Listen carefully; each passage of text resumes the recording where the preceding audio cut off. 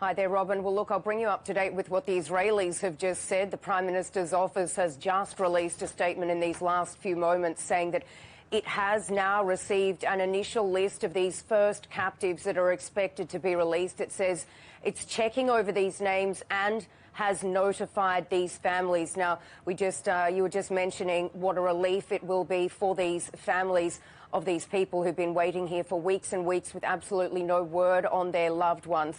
It's certainly expected to be a very anxious night for them as they wait and see if this deal will happen.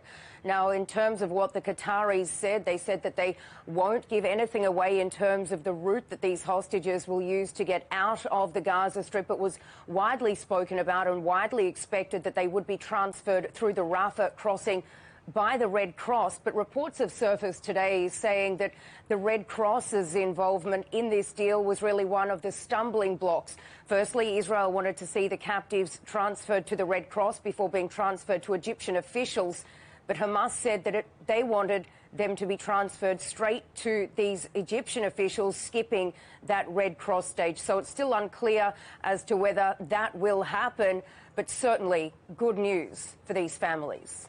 And so this deal is also going to see Palestinian prisoners released from Israeli prisons. What do we know about what's going to happen with them? Well, look, they're likely to be taken back, Robin, to places like the West Bank, to East Jerusalem. But we have just heard from Israel's far-right security minister, Itamar Ben-Gvir. He's told police in any jails to shut down any celebrations, also told police to be on high alert in East Jerusalem, where there is really a huge presence of authorities there. Now, this is a little bit of a readout of what he just said a little earlier today. He said, "My instructions are clear. There are to be no expressions of joy. Expressions of joy are equivalent of backing terrorism. Victory celebrations give backing to those human scum for those Nazis."